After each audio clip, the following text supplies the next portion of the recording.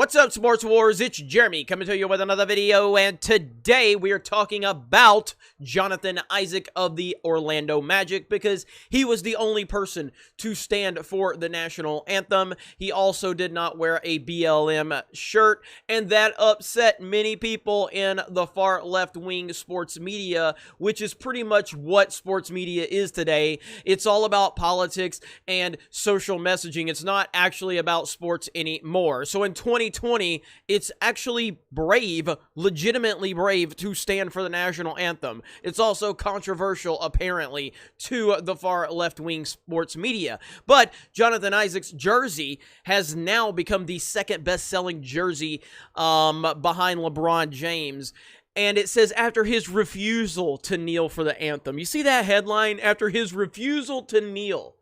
He refused to kneel is how they are wording it, trying to put negativity, trying to put a negative frame around a guy that just decided, I'm going to stand for the national anthem, a guy who's very religious, who does a lot of outreach work with his community.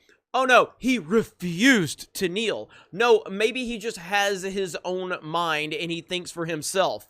But look at the questions that he actually faced from the far left-wing media. Look at this opening question from Mark J. Spears. Didn't wear Black Lives Matter. Do you believe Black Lives Matter? That's the question that he got. You asked a black dude who has a record of helping less fortunate people out, a guy who's a minister. You actually asked him if he thinks Black Lives Matter. That is where we are in the sports media today, where they asked you the most ridiculously loaded question. How else are you supposed to answer that question? What kind of idiot is this Mark J. Spears to ask that type of question to a black dude? First of all, to ask it to anybody, but this is the warped world where their minds are. These far-left weirdos live in a demented reality where everyone is an ist or an ism. And if you don't line up with the Twitter mob mentality, you must hate this or that. This is where they are. So it's good to see Jonathan Isaac getting some success out of this. I'm a Magic fan. I've been a Magic fan for a long time. Primarily because Orlando is my favorite place. I love Orlando, and I've always really dug Orlando and the Magic back in the Shaq and Penny days.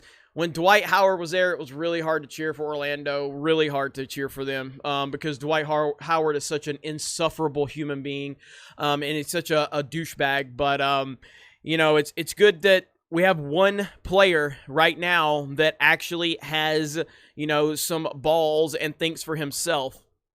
You know, and it's just ridiculous that standing for the national anthem and not wearing something that is funding the Democratic Party in an election year means you have to answer stupid questions like he had to face. And you have to face scrutiny from the far left-wing sports media, where you had white sports journalists sitting there going, he owes me a response. Jonathan Isaac owes me a response, and I am going to be patient to see what he says. He doesn't owe you anything. He doesn't owe you any type of substance or reasoning behind why he decided to stand for the national anthem.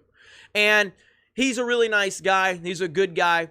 I wish he just would have said, go F yourself. That's obviously not something he is going to say, but you know, these sports journalists and these woke far-left people, when they ask these dumb questions, they need to be faced with a slice of reality.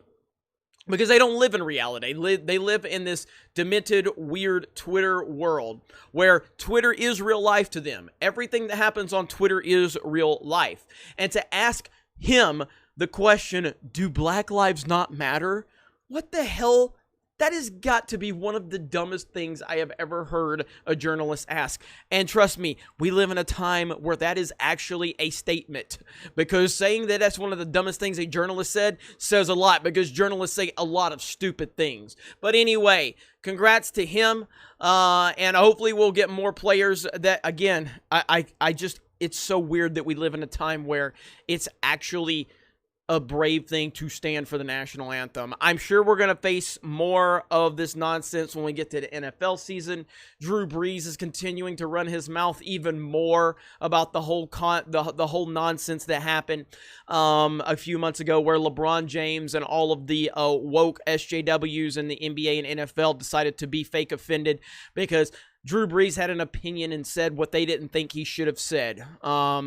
And so Drew Brees has spent the last several months apologizing and even getting his family involved to apologize, because this is where we are in 2020. Anyway, I hope you guys enjoyed this video. Please subscribe to the channel if you are new here. Smash the melee button, means smash the like button. Comment below. Check out geeksandgamers.com, our website. We do have a forum over there for sports, along with movies, television, video games, current events, memes, whatever. And after you create that profile and you jump into the forums, if you want, please consider becoming a premium member for $10 a month. Helps fund the site, and it gives us a better opportunity to develop an app, which is something we are working on in the future. Thank you guys. Have a great day, and we will talk to you later.